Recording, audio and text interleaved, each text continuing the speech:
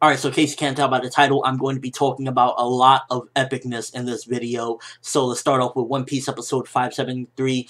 Quick thoughts on it. It's the departure. And to be honest with you, as much as the anime had slight problems here or there with pacing and whatnot with this arc, I'm a little sad to see it finally come to an end. They're leaving the waters. They're pretty much off of Fishmen Island at the end of the episode. And wow, it seems just really like a sad thing, to be honest with you, because me personally, I'm going to wait a while before I revisit this material. Maybe I'll wait until Funimation releases the DVDs, or if not that far, it'll be a while before I revisit this in the anime. So I'm a little sad to see them go, but you know, everything must come to an end, and we're going to the new world, which a lot of epicness will be had. But still, nonetheless, I'm still a little sad to see, you know, everyone leaving. And Shirahoshi doesn't make it any better because she's crying her eyes out. And I thought it was pretty sentimental when they were all giving the pinky swear and whatnot. But it was interesting that out of everybody that did it, Zoro didn't. Now, of course, it could be just you could amount it to Zoro's a badass. You know, you don't got time to be pinky swearing, but it could also mean something else. You know, maybe Zoro doesn't ever plan to come back to Fishman Island or something. Who knows? I'm just, you know, just throwing something out there. I'm not sure if that was a mistake or something. If he didn't, I highly doubt that was a mistake that he, you know, didn't give the pinky swear. But overall, I don't know. For me, it just seemed a little bit like, maybe it's just Zoro being badass, or maybe something else. And the other big important thing about this episode, besides, of course, them leaving the island and heading towards the New World, was the log post that Nami got, because basically her old one is obsolete because it only has one needle, and the new one has 3 needles because of the shock waves and whatnot. The waves that the I guess the log post picks up, it's going to be difficult. So that's pretty interesting to see. I wonder if as the new world goes along, if that's just going to be completely negated or whatnot, because you know, if already in the beginning of the new world they need a new log post and the new world is dangerous, maybe they might need something else. Again, overall, really somber episode for the most part. It wasn't the most exciting or anything like that. Definitely not on the level of the past couple episodes, but really just a sad thing. And the ending was epic, you know, seeing the flashbacks and seeing Luffy excited to finally give that hat back to Shanks and whatnot. And I just can't wait to see that. Now on to the Filmzy new trailer. There was a full trailer released, and this will probably be the final time I talk about the trailer up until we get either something really big or, you know, I see the movie and review it myself. So first off, I kind of wrote a bunch of notes down.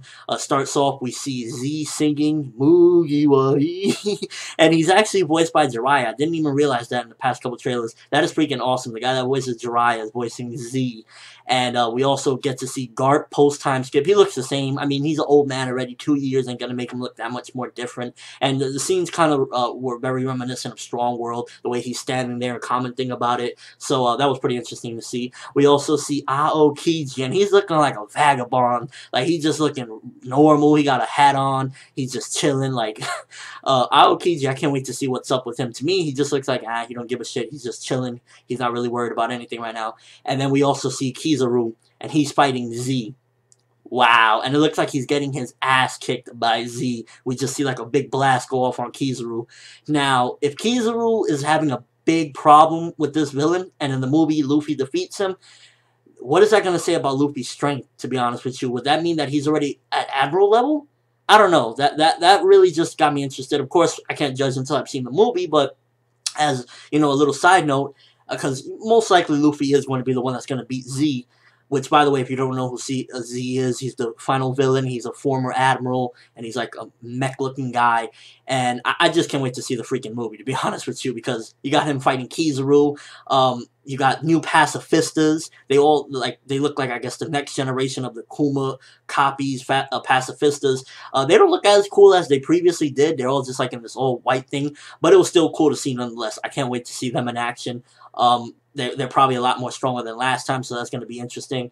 And another thing is to note, there was some chick with blue hair that seemingly it looked as though she changed the personalities of Nami and Chopper. I don't know, maybe I was mistaken with that, but that looked kind of interesting as well. And overall, I just can't wait to see this movie. The Avril Lavigne music, actually, for a lot of people that are complaining about it, Bad Reputation, and the other song, Bad Reputation is kind of like growing on me a little bit. Like, I don't really mind it that much as I previously, you know, was like, oh, you know, Avril Lavigne. And the other song actually sounds pretty nice. They both are a remix, I believe, of Nickelback songs, if I'm correct. and she's doing a pretty decent job. At the end of the day, Japanese don't really know English or like that, so to them they're listening to the melody, and the melody is great. So overall, I don't really care about the Avril Lavigne thing, to be honest with you. It sounds nice. The second song, Bad Reputation, it grew on me for what it is, you know, just a cool little pop song. And also, there's somebody sent me an interview. Now, I'm not 100% sure if this is legit or not, but it sounds pretty legit. I don't see why somebody would make a lot of this stuff up. But if it isn't, then you could just negate this. But pretty much quickly, Oda is afraid of the One Piece boom because he sometimes is at a loss for what to do, which is kind of interesting that, you know, he's gotten to the point of success where he's like, damn, what do I do next? So, you know, that's pretty interesting to see. Also, people aside from Oda depict Luffy and Zoro as too chatty.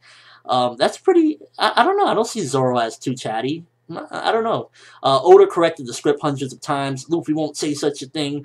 I could definitely see that. Oda's a perfectionist, and that's why he's hands-on with this movie since it's going to be canon. Oda was deeply impressed at the opening movie and all the action scenes. I'm deeply impressed by the trailer, so I'm on board with Oda with that. Luffy is not a hero. He never refers to justice. We know that.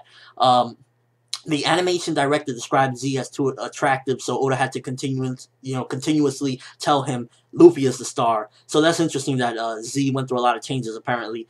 What else?